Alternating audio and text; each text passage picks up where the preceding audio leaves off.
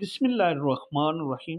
درختوں اور پتھروں کا نبی صلی اللہ علیہ وآلہ وسلم کو سجدہ، عیسائی عالم کا بیان۔ سردار ابو طالب قریش کے ساتھ ایک شام کے تجارت سفر پر تھے۔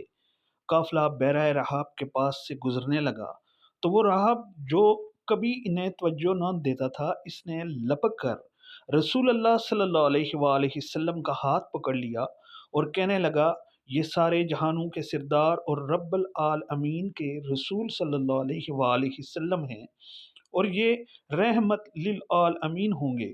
قریشی بوڑھے نے پوچھا، تم یہ کیسے کہہ سکتے ہو؟ راہب نے بتایا، تم لوگ جب اس ٹیلے سے اترے تو کوئی درخت اور پتھر ایسا نہیں تھا جو سجدے میں نہ گر پڑا ہو، اور یہ صرف نبی صلی اللہ علیہ وآلہ وسلم کو سجدے کرتے ہیں، اور میں انہیں مہر نبوت سے بھی پہچانتا ہوں جو شانہ کی اڈی کے سرے کے نیچے سیب کی مانند ہے۔